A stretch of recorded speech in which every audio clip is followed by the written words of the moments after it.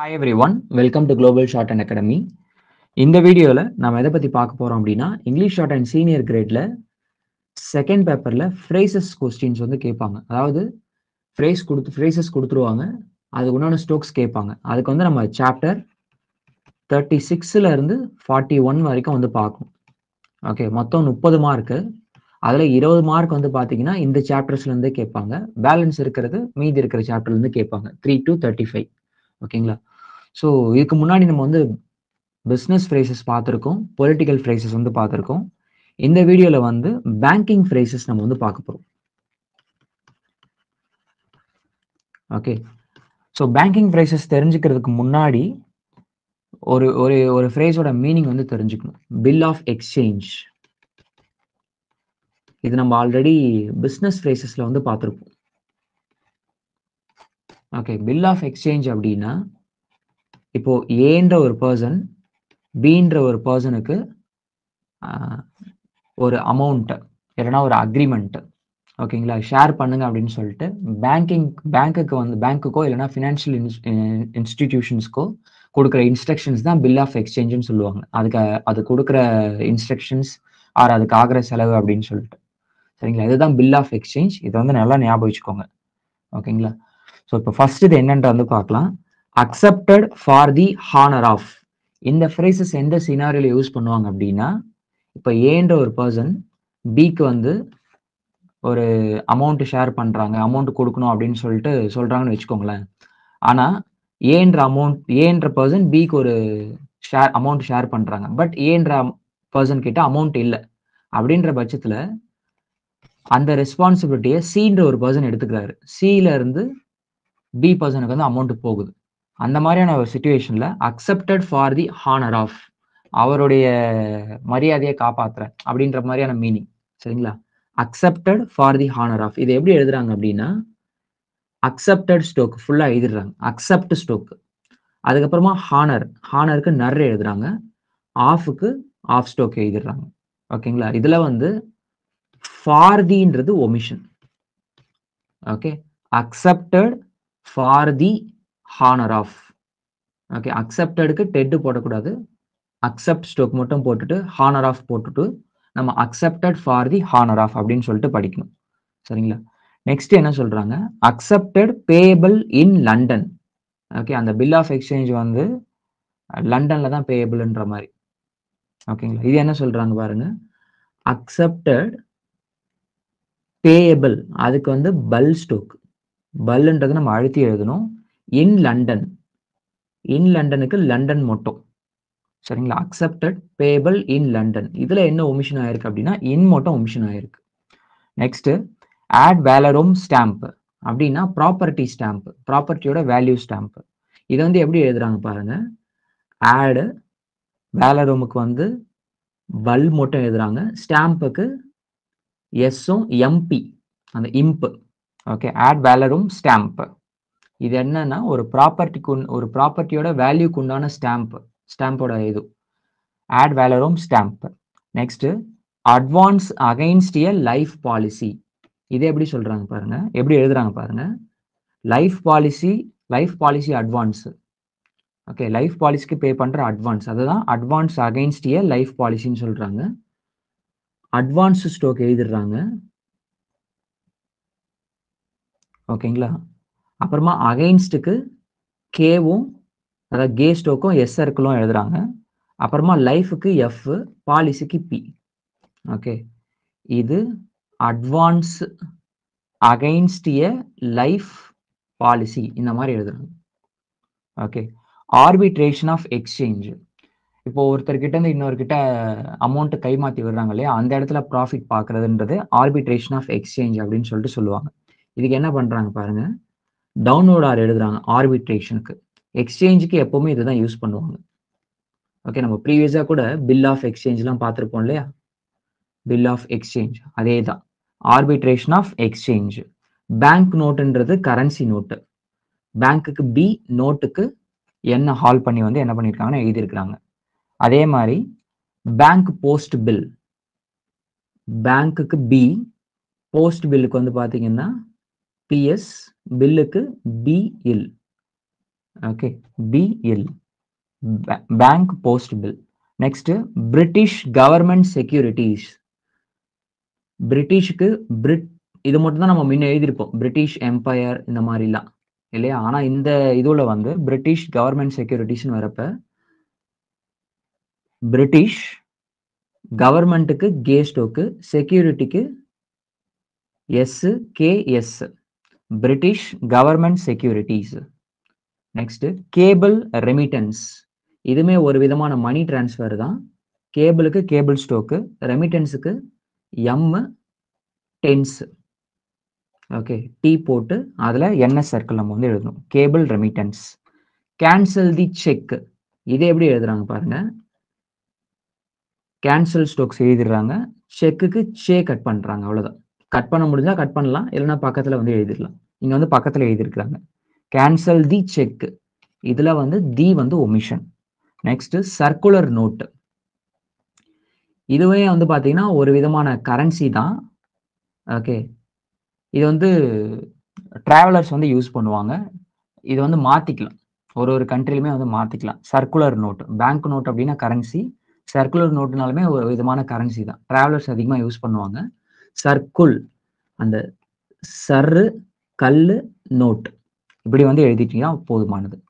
Next clearing houses. Financial institutions வந்து clearing houses, இல்லைன்னா financial ரிலேட்டடா இருக்கிற டிரான்சாக்ஷன்ஸை செட்டில் பண்ற பில்டிங் இல்லைன்னா நிறுவனம் கிளியரிங் ஹவுஸ்ன்னு சொல்லிட்டு சொல்லுவாங்க. கல்லு, ஹவுஸுக்கு எஸ். ஓகே, இது கிளியரிங் ஹவுசஸ். கண்ட்ரி செக், நிறைய செக் வரும், இதுல கண்ட்ரி செக் நெக்ஸ்ட். இது எப்படி எழுதிருக்காங்க பாருங்க, கண்ட்ரி ஸ்டோக்கு ஆன் தி லைன்ல கண்ட்ரி எழுதிட்டு செக்குக்கு நம்ம இப்படி கட் பண்ணிடணும். இதுக்கு முன்னாடி கேன்சல் தி செக் பார்த்தோம் இல்லையா, கேன்சல் தி செக் அப்படின்னு சொல்லிட்டு, அதே மாதிரி கண்ட்ரி செக்.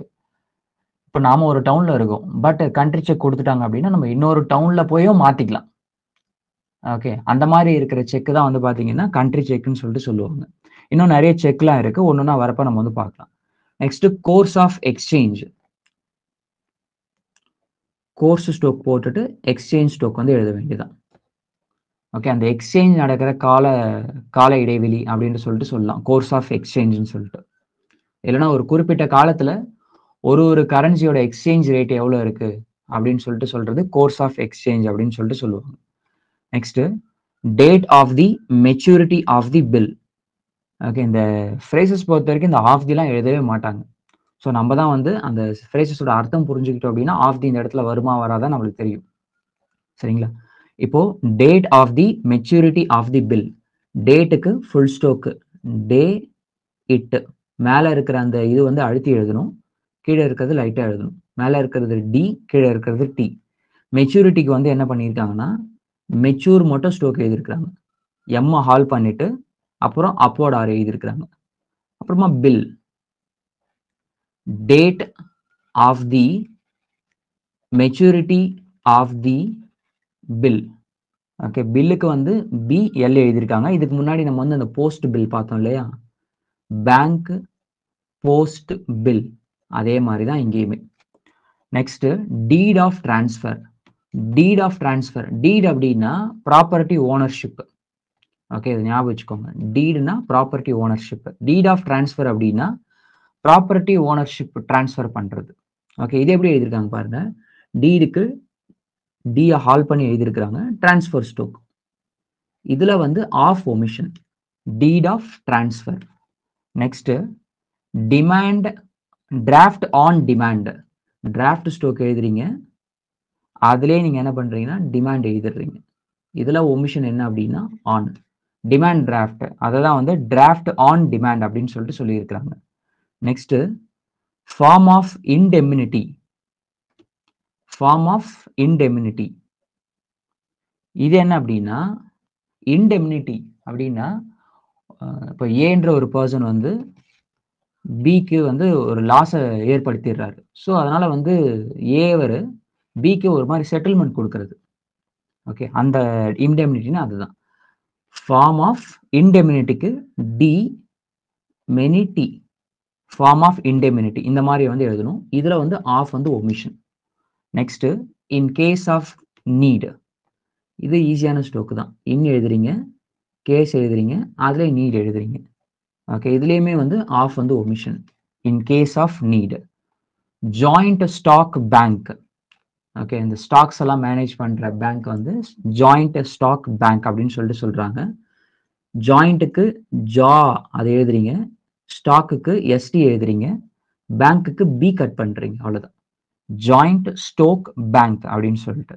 Next last இண்டோர்சர். இண்டோர்ஸ் எண்டோர்ஸ் இது எல்லாமே ஒண்ணுதாங்க. இண்டோர்ஸ் எண்டோர்ஸ். எண்டோர்ஸ்னா கை மாத்தி விடுறது, இல்லைன்னா கொடுக்கறது அப்படின்ற மாதிரி மீனிங் வந்து வச்சுக்கோங்க. ஓகே, எண்டோர்சர் அப்படின்னா வாங்குறவர், எண்டோர்சி அப்படின்னா கொடுக்குறவர். ஓகே, இப்போ லாஸ்ட் எண்டோர்சர் அப்படின்னா லாஸ்டா வாங்கினவர். சரிங்களா, ஏதோ ஒரு ப்ராப்பர்ட்டியோ இல்லைன்னா ஒரு அக்ரிமெண்ட்டோ சம்திங். எண்டோர்ஸ் அப்படின்னா அந்த கொடுக்கறது அப்படின்னு சொல்லிட்டு, எண்டோர்சர் அப்படின்னா லாஸ்டா வாங்கி வச்சிருக்கிறவர். இப்போ இந்த இடத்துல லாஸ்ட் ஸ்டோக் எழுதுறீங்க, அதுல டர் எழுதுறீங்க, அப்புறம் அதுல சர் எழுதுறீங்க. லாஸ்ட் எண்டோர்சர். எண்டோர்ஸ் அப்படின்னா கொடுக்கிறது, எண்டோர்சி அப்படின்னா கொடுக்கிறவர், எண்டோர்சர் அப்படின்னா வாங்குறவர். இப்ப லாஸ்ட் எண்டோர்சர்னா லாஸ்டா வாங்கினவர். இப்ப நீங்க ஒரு ப்ராப்பர்ட்டி வாங்குறீங்க அப்படின்னா நீங்க தான் லாஸ்ட் எண்டோர்சர். ஓகே, இப்போ இருக்கிற கரண்ட் ஹோல்டரை லாஸ்ட் எண்டோர்சர் அப்படின்னு சொல்லிட்டு சொல்லுவாங்க. Next London clearing bankers. இது பாருங்க, நம்ம லண்டன் இதுக்கு முன்னாடி ஒரு இடத்துல பார்த்தோம் இல்லையா, அக்செப்டட் பேயபிள் இன் லண்டன் சொல்லிட்டு. Accepted payable in London. லண்டனுக்கு என்ன பண்ணியிருக்கோம், இந்த ஸ்டோக் போட்டிருக்கோம். ஸோ அதே தான் லண்டன் கிளியரிங்க்கு. நம்ம இதுக்கு முன்னாடி கிளியரிங் ஹவுசஸ் அப்படின்னு சொல்லிட்டு கிளியரிங் ஹவுஸ்ன்னு பார்க்குறப்ப இது மட்டும் கிளியரிங் வச்சிருந்தோம் ஹவுஸுக்கு. அதே தான் லண்டன் கிளியரிங் பேங்கர்ஸ். அந்த இங்கர்ஸ் ஸ்டோக் மட்டும் எழுதணும். இது நர்ரு கிடையாது, இங்கர்ஸ். இங்கு கர்ஸ் அந்த ஸ்டோக் வந்து எழுதியிருக்கும், இங்கர்ஸ். ஓகேங்களா. Next long exchange. இது என்ன எழுதியிருக்காங்க, எப்படி எழுதியிருக்காங்க பாருங்க. லாங் ஸ்டோக் போட்டிருக்காங்க, எக்ஸ்சேஞ்ச் எழுதியிருக்காங்க. லாங் எக்ஸ்சேஞ்ச் அப்படின்னா ஒரு ஃபாரின் எக்ஸ்சேஞ்ச் டிரான்சாக்ஷன். ஓகேங்களா. பின்னாடி வந்து ஷார்ட் எக்ஸ்சேஞ்ச்னு ஒன்று வந்து பார்ப்போம், அதை இப்பயே பார்த்துருவோம். ஷார்ட் எக்ஸ்சேஞ்ச் இதுவுமே வந்து பார்த்தீங்கன்னா ஃபாரின் எக்ஸ்சேஞ்ச் டிரான்சாக்ஷன். ஓகே, இது ரெண்டுமே வந்து ஃபாரின் டிரான்சாக்ஷன் சொல்லிட்டு ஞாபகம் வச்சுக்கோங்க. லாங் எக்ஸ்சேஞ்ச் அப்படின்னா ஃபியூச்சர்ல நடக்க போற ஒரு எக்ஸ்சேஞ்ச் டிரான்சாக்ஷன். ஷார்ட் எக்ஸ்சேஞ்ச்னா அன்னைக்கே நடக்கிறது. இதுதான் இது ரெண்டுத்துக்குமே டிஃபரன்ஸ், ஷார்ட் எக்ஸ்சேஞ்ச் லாங் எக்ஸ்சேஞ்ச்னு சொல்லிட்டு. Okay, next memorandum of deposit. இப்போ நீங்க ஒரு லோன் வாங்குறீங்க அப்படின்னா ஒரு ப்ரூஃப் கேட்பாங்க. ஸோ அதுதான் மெமரண்டம் ஆஃப் டெபாசிட் அப்படின்னு சொல்லிட்டு. மெமரண்டம்க்கு என்ன பண்றாங்கன்னா 2 எம் எழுதுறாங்க, அப்புறமா டெபாசிட்டுக்கு DPST, memorandum of deposit. Metropolitan cheque. இது வந்து என்னன்னா இப்போ இதுக்கு முன்னாடி வந்து கண்ட்ரி செக் பார்த்தோம் இல்லையா, அதே தான். அதுல வந்து என்னன்னா வேற டவுன்ல வந்து சேஞ்ச் பண்ணிக்க வேண்டிய செக். இது வந்து பாத்தீங்கன்னா சேம் டவுன்லயே சேஞ்ச் பண்ணிக்கலாம். அதுதான் மெட்ரோபாலிட்டன். என்ன பண்ணியிருக்காங்க பாருங்க, அந்த மெச்சூரிட்டி ஸ்டோக் மாதிரியே எம், அப்போர்ட் ஆர், பொலிட்டனுக்கு பி, செக்குக்கு சே மட்டும். Okay, date of the maturity of the bill பார்த்தோம் இல்லையா, அந்த மெச்சூரிட்டியில நம்ம வந்து என்ன பண்ணியிருப்போம், எம் ஹால் பண்ணிட்டு அப்போர்ட் ஆர் போட்டு பில் இப்படி எழுதியிருப்போம். அதே தான் இங்கேயுமே எம் ஹால் பண்ணிட்டு அப்போர்ட் ஆர், அங்க மெச்சூரிட்டி, இங்க மெட்ரோபாலிட்டன். ஓகே, மெட்ரோ மட்டும். சரிங்களா. பிக்கு பொலிட்டனுக்கு பி கட் பண்ணி பி ஸ்டோக் எழுதியிருக்காங்க, செக்குக்கு சே கட் பண்ணி இருக்கிறாங்க. நெகோஷியபிள் இன்ஸ்ட்ருமெண்ட், டக்குன்னு வந்து பணமா மாத்த முடிகிற லீகல் டாக்குமெண்ட்ஸ். சரிங்களா, அதுதான் வந்து பாத்தீங்க அப்படின்னா நெகோஷியபிள் இன்ஸ்ட்ருமெண்ட். டக்குன்னு பணமா மாத்துறது செக். ஸோ அதுதான் நெகோஷியபிள் இன்ஸ்ட்ருமெண்ட். இது எப்படி எழுதியிருக்காங்க பாருங்க, என் கே, இது நெகோஷியபிள். இன்ஸ்ட்ருமெண்ட்டுக்கு ஸ்டர் எழுதிட்டு அதுல மென்ட் எழுதியிருக்கிறாங்க. Okay, negotiable instrument. எக்ஸாம்பிளுக்கு வந்து நம்ம செக் ஞாபகம் வச்சுக்கலாம். அதுக்கப்புறமா நெகோஷியபிள் செக்யூரிட்டி. ஓகே, இது பாண்டு பத்திரங்கள், அதுக்கப்புறமா வந்து பாத்தீங்கன்னா ஸ்டாக்ஸ், இதெல்லாம் வந்து பாத்தீங்கன்னா செக்யூரிட்டின்னு சொல்லலாம். Negotiable security. இதை வந்து எப்படி எழுதியிருக்கிறாங்க பாருங்க, இந்த இடத்துல நெகோஷியபிள் இன்ஸ்ட்ருமெண்ட் இப்படி எழுதியிருக்கலாம், பட் அவங்க வந்து இந்த மாதிரி ப்ரிஃபர் பண்ணியிருக்கிறாங்க. நெகோஷியபிள் செக்யூரிட்டின்னு சொல்லிட்டு வரப்ப அவங்க என்ன பண்ணியிருக்காங்கன்னா negotiable security N K Shah அதில் எஸ் சர்க்கிள் அப்புறம் அதில் கே நெகோஷியபிள் செக்யூரிட்டி. ஓகே, இது நெகோஷியபிள் இன்ஸ்ட்ருமெண்ட், இது நெகோஷியபிள் செக்யூரிட்டி, இந்த மாதிரி வந்து எழுதியிருக்கிறாங்க. Okay, next nominal consideration. இப்போ எதனா ஒரு அக்ரிமெண்ட் பண்றோம் அப்படின்னா ஒரு அட்வான்ஸ் மாதிரி கொடுக்கறது, ஒரு பேரளவுக்கு வந்து ஒரு இதை வந்து இப்போதைக்கு வச்சுக்கோங்க அப்படின்னு சொல்லுவோம் இல்லையா. ஸோ ஒரு பேரளவுக்கு ஒரு கன்சிடரேஷன், அதுதான் வந்து நாமினல் கன்சிடரேஷன் சொல்லுவாங்க. என்எம் அப்புறம் அதுலேயே அப்படியே கன்சிடரேஷன் ஸ்டோக் போட்டால் போதும், nominal consideration. Next not negotiable check. Not negotiable check அப்படின்னா யார் பேர்ல நம்ம எழுதி கொடுக்குறோமோ அவங்க மட்டும்தான் என்ன பண்ண முடியும் அப்படின்னா அதை வித்ட்ரா பண்ண முடியும். ஓகேங்களா, இப்போ வந்து சூர்யாவுக்கு எழுதி கொடுக்குறோன்னு வச்சுக்கோங்களேன், அதை வந்து போதிஷ் போய் என்ன பண்ண முடியாது, அவருடைய அக்கௌண்ட்ல வித்ட்ரா பண்ண முடியாது. இதுதான் நாட் நெகோஷியபிள் செக் அப்படின்னு சொல்லிட்டு சொல்றாங்க. இது நாட்டுக்கு என்ன ஹால் பண்ணி போட்டிருக்கு, நெகோஷியபிளுக்கு நம்மளுக்கு தெரியும் என் கே ஷா, செக்குக்கு வந்து சே கட் பண்றது. அந்த நெகோஷியபிள் இன்ஸ்ட்ருமெண்ட்ல மட்டும்தான் இந்த நெகோஷியபிளுக்கு இப்படி ட்ரை பண்ணியிருக்க மாட்டாங்க, இப்படி யூஸ் பண்ணிட்டு இருப்பாங்க. மற்ற இடத்துல எல்லா இடத்துலையுமே நெகோஷியபிள் அப்படின்னா இதை மட்டும் தான் யூஸ் பண்ணியிருப்பாங்க. ஓகேங்களா, next orders to retire acceptances. Orders to retire acceptances என்ன அப்படின்னா, இந்த ப்ரீவியஸாக சொல்லியிருந்தல ஏன்ற ஒரு பர்சன் பிக்கு வந்து பே பண்ண சொல்றாங்கன்னு வச்சுக்கோங்களேன், பண்ணுங்க அப்படின்னு சொல்றோம் இல்லையா, அந்த ஆர்டர்ஸ் டு ரிட்டையர் அக்செப்டான்சஸ். அவர் வந்து ஏ சேஞ்ச் பண்ணிட்ட சொல்லிட்டார் அப்படின்னா அதை சேஞ்ச் பண்ணிடுங்க அப்படின்னு சொல்றதுதான் ஆர்டர்ஸ் டு ரிட்டையர் அக்செப்டான்சஸ். ஓகேங்களா, இது எப்படி எழுதிருக்காங்க பாருங்க, ஆர்டர்ஸ் ஸ்டோக் எழுதிருக்கிறாங்க, ரிட்டையருக்கு அப்போர்ட் ஆர் எழுதிருக்கிறாங்க, அக்செப்டான்சஸ்க்கு வந்து பி எஸ் சர்க்கிள் பி ஸ்டோக்கு அப்புறம் என்எஸ் சர்க்கிள், அக்செப்டான்சஸ்னு வரதால பெரிய சர்க்கிள் நம்ம வந்து எழுதணும், orders to retire acceptances. Next paying in slip, pay stroke எழுதிருக்கிறாங்க, அதில் இங்கு போட்டிருக்காங்க. ஸோ பேயிங் இன் ஸ்லிப்புக்கு இன்னும் வந்து ஒமிஷன் பண்ணிட்டு இருக்காங்க, ஸ்லிப்புக்கு slip stroke, paying in slip. ஓகேங்களா, நம்ம டெபாசிட் பண்ணுறதுக்கு வித்ட்ரா பண்ணுறதுக்கு பேங்க்ல வந்து ஸ்லிப் வாங்குவோம் இல்லையா ஃபார்ம், அதுதான் பேயிங் இன் ஸ்லிப்னு சொல்லிட்டு சொல்றாங்க. நெக்ஸ்ட் பர் ப்ரொக்யூரேஷன் அக்செப்டான்ஸ் அப்படின்னா, இப்போ ஏன்ற ஒரு பர்சன் பிக்கு வந்து அமௌண்ட் வந்து கொடுக்குறாங்க, பட் பி அந்த இடத்துல வாங்குறதுக்கு இல்லை, சின்ற பர்சன் நான் வாங்கிக்கிறேன் அப்படின்னு சொல்லிட்டு வர்றது, இவர் அக்செப்ட் பண்ணிக்கிறது. ஓகேங்களா, நாமினி அக்செப்ட் பண்ணிக்கிறதுன்ற மாதிரி. So per procuration acceptances. இதுக்கு முன்னாடி பார்த்தது ஏன்ற பர்சன் பிக்கு கொடுக்குறப்ப பிக்கு இல்லைன்னா இவருடைய மரியாதையை காப்பாத்துறதுக்கு சின்ற பர்சன் பிக்கு கொடுப்பாரு, அது அக்செப்டட் ஃபார் தி ஹானர் ஆஃப்னு சொல்லிட்டு நம்ம எழுதுவோம். பட் இங்க வந்து ஏ கொடுக்க ரெடியா இருக்கிறாரு, ஆனா பி வாங்குறதுக்கு ரெடியா இல்லை, அந்த இடத்துல சி வந்து அவர்கிட்ட இருந்து வாங்கிக்கிறாரு. இது வந்து பர் ப்ரொக்யூரேஷன் அக்செப்டான்சஸ் அப்படின்னு சொல்லிட்டு சொல்லுவாங்க. ஸோ பர்ருக்கு பி, ப்ரொக்யூரேஷனுக்கு பர்ரு கே. இதுக்கு முன்னாடி அக்செப்டான்சஸ் பார்த்தோம் இல்லையா, எஸ் சர்க்கிள் இங்க மேல இருக்கு பாருங்க, எஸ் சர்க்கிள் பி என்எஸ், அதே இங்க எழுத வேண்டியதான் அக்செப்டான்சஸ்க்கு. ஓகேங்க, மேல பார்த்துருக்கோம் இல்லையா, அதே தான், அதே அக்செப்டான்சஸ் எழுத வேண்டியதான். ரேட் ஆஃப் எக்ஸ்சேஞ்ச், ஒரு அந்த எக்ஸ்சேஞ்ச் ரேட்டு தான் அப்படி சொல்றாங்க, ரேட் ஆஃப் எக்ஸ்சேஞ்ச். ஒரு கரன்சியை இன்னொரு கரன்சியா மாத்துறதுக்கு எவ்வளோ செலவாகுது, என்ன ரேஷியோ, அதை தான் ரேட் ஆஃப் எக்ஸ்சேஞ்சுன்னு சொல்றாங்க. நம்ம எக்ஸ்சேஞ்சுக்கு என்ன பண்ணுவோம், மோஸ்ட்லி கே எஸ் சே போடுவோம், அதுதான் ரேட்டுக்கு ரேட்டு, ஆஃபுக்கு எஃப்க்கு exchange, rate of exchange. Refer to drawer அடுத்த ஸ்டோக்கு, ரெஃபருக்கு என்ன பண்ணியிருக்காங்க பாருங்க, அப்போர்ட் ஆர் போட்டு அதுல எஃப் போட்டிருக்கிறாங்க, ட்ராயர் அது வந்து டிரா ஸ்டோக் போட்டு டவுன்லோட் ஆர் வந்து எழுதியிருக்கிறாங்க. ஓகேங்களா, ரெஃபர் டு ட்ராயர் அப்படின்னா, ட்ராயர்னா செக் கொடுக்குறவர், ஒருவேளை வந்து செக் வந்து ரிஜெக்ட் ஆயிடுச்சுன்னு வச்சுக்கோங்களேன், திரும்ப ட்ராயரே வந்து ரெஃபர் பண்ணுங்க அப்படின்னு சொல்லிட்டு பேங்கிங்ல பேசிக்கிறப்ப இந்த மாதிரியான ஷார்ட்கட், இந்த ஃப்ரேசஸ் வந்து யூஸ் பண்ணுவாங்க, ரெஃபர் டு ட்ராயர். ஓகேங்களா, நெக்ஸ்ட் ரெஸ்ட்ரிக்டிவ் என்டோர்ஸ்மெண்ட்.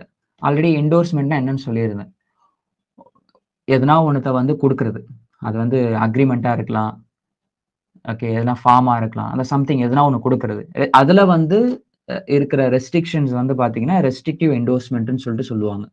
ஓகே, இப்போ அந்த என்டோர்ஸ் பண்ணுறதுல இவ்வளோ தான் பே பண்ணணும், இவ்வளோ தான் அப்படின்னு சொல்லிட்டு எதனா ஒரு ரெஸ்ட்ரிக்ஷன், ஜஸ்ட் நான் மீனிங் சொல்றேன். நீங்க மீனிங் ஞாபகம் வச்சுக்க முடியலன்னா ரொம்ப இது பண்ணிக்க வேண்டாம்.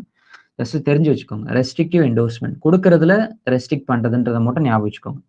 என்ன பண்ணியிருக்காங்க, ரெஸ்ட்ரிக்ட் ஸ்ட்ரோக் இவ்வளோ எழுதியிருக்கிறாங்க. என்டோர்ஸ்மெண்ட்டுக்கு டர் போட்டு அதில் எஸ் சர்க்கிள் போட்டு மென்ட் ஸ்ட்ரோக் வந்து எழுதியிருக்கிறாங்க. Restrictive endorsement. ஓகே, அதுக்கப்புறமா ஷார்ட் எக்ஸ்சேஞ்ச் ஆல்ரெடி பார்த்தோம். லாங் எக்ஸ்சேஞ்ச் அப்படின்னு சொல்லிட்டு ரெண்டுமே ஃபாரின் எக்ஸ்சேஞ்ச் டிரான்சாக்ஷன் தான்.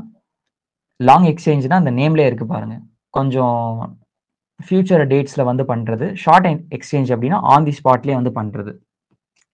Next specially endorsed. எப்படி ரெஸ்ட்ரிக்டிவ் என்டோர்ஸ்மெண்ட் பார்த்தோமோ அதே மாதிரி ஸ்பெஷலி என்டோர்ஸ்டு. இது எப்படி எழுதியிருக்காங்க, ஸ்பெஷல் ஸ்டோக்ஸ் போட்டுக்கிறாங்க. என்டோர்ஸ்டுன்னு வரப்ப டர் போட்டு அதில் எஸ்டி லூப் வந்து போட்டுட்டு இருக்கிறாங்க.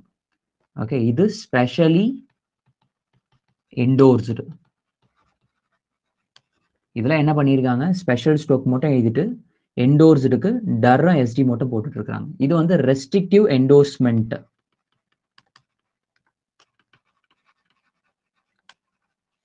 இதில் ரெஸ்ட்ரிக்ட் ஸ்டோக் போட்டுக்கிறாங்க. அப்புறமா டர்ரு அப்புறம் அந்த சிமெண்ட் என்டோர்ஸ்மெண்ட் அப்படின்னு சொல்லிட்டு. Next telegraphic transfer. இதுக்கு முன்னாடி வந்து கேபிள் ரெமிட்டன்ஸ் பார்த்தோம் இல்லையா, அதே மாதிரி இதுவுமே ஒரு மணி டிரான்சாக்ஷன் தான்.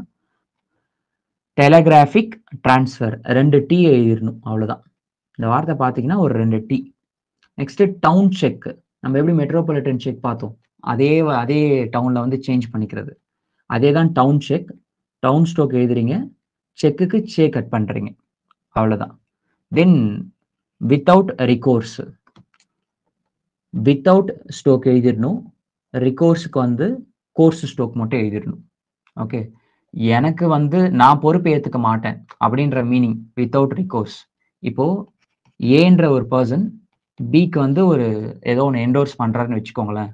பின்றவர் அந்த என்டோர்ஸில் இருக்கிற டேர்ம்ஸ் அண்ட் கண்டிஷன்ஸ்லாம் ஃபாலோ பண்ணலை அப்படின்னா நான் வந்து பொறுப்பு கிடையாது அப்படின்னு சொல்லிட்டு ஏ சொல்றது. அதுதான் வந்து பார்த்தீங்கன்னா வித்தவுட் ரிகோர்ஸ். வித்தவுட் ரிகோர்ஸ்னா நான் வந்து பொறுப்பு கிடையாது அப்படின்றத ஞாபகம் வச்சுக்கோங்க. Next return authority of the drawer. டிராயர்னா ஆல்ரெடி செக் கொடுக்குறவர் வந்து சொல்லியிருந்தேன் இல்லையா, அவர்கிட்ட இருந்து ரிட்டர்ன் ஸ்டேட்மெண்ட் எதுனா வாங்குறது return authority of the drawer அப்படின்னு சொல்லிட்டு சொல்லுவாங்க. இதை வந்து எப்படி எழுதுறது அப்படின்னா ரிட்டர்ன் ஸ்டோக் வந்து எழுதிடணும். ஓகேங்களா, அப்போர்ட் ஆரை வந்து ஹால் பண்ணிட்டு அதில் என் ஸ்டோக் வந்து எழுதிடணும். ஓகேங்களா, அத்தாரிட்டிக்கு இத்தை கட் பண்ணிடணும். டிராயருக்கு வந்து பார்த்தீங்க அப்படின்னா டர்ரு போட்டு அப்போர்ட் ஆர் வந்து எழுதிடணும். நீங்கள் நினைக்கலாம் இதுக்கு முன்னாடி டிராயர் வந்து டவுனோட ஆர் தானே எழுதி காமிச்சிங்க, இப்போ நான் அப்போர்ட் ஆர் எழுதுறீங்க அப்படின்னா ரொம்ப லென்த்தாக போகக்கூடாது. Actually so return authority of the drawer இவ்வளோ பெருசாக வரக்கூடாது. ஸோ அதனால் என்ன பண்ணியிருக்காங்க அப்படின்னா இந்த இடத்துல அப்போர்ட் ஆர் வந்து யூஸ் பண்ணியிருக்காங்க. இதில் ரெஃபர் டு டிராயர் அப்படின்னு சொல்லிட்டு வரப்ப இந்த இடத்துல இது வந்து கரெக்டாக இருக்கு அப்படின்னு சொல்லிட்டு இப்படி எழுதியிருக்கிறாங்க. இது ரொம்ப கொஞ்சம் பெருசாக போகுது. ஒரு 3 டவுன்வர்ட் ஸ்டோக் வந்து அடுத்தடுத்து என்ன பண்ணக்கூடாது, எழுதக்கூடாது. ஃப்ரேசியோகிராஃபியோட அந்த ரூல்ஸில் வந்து வரும். ஸோ அதனால இந்த இடத்துல என்ன பண்ணியிருக்காங்கன்னா அப்போர்ட் ஆர் வந்து எழுதியிருக்கிறாங்க. ஸோ டிராயர் அப்படின்னாலே வந்து டவுன்வர்ட் ஆர் எழுதிடணும் அப்படின்னு சொல்லிட்டு எழுதிடக்கூடாது, இப்படி எழுதணும். ஓகேங்களா, அரௌண்ட் ஒரு 40 இருக்கும்னு நினைக்கிறேன் இந்த பேங்கிங் ஃப்ரேசஸ். அது எல்லாத்தையுமே பார்த்துருக்கோம். நம்ம நெக்ஸ்ட் வீடியோவில் வந்து ஸ்டாக் புரோக்கிங் ஃப்ரேசஸ் என்ன அப்படின்றத வந்து பார்க்கலாம். சரிங்களா, இதோட வந்து பேங்கிங் ஃப்ரேசஸ் வந்து முடியுது. தேங்க்யூ.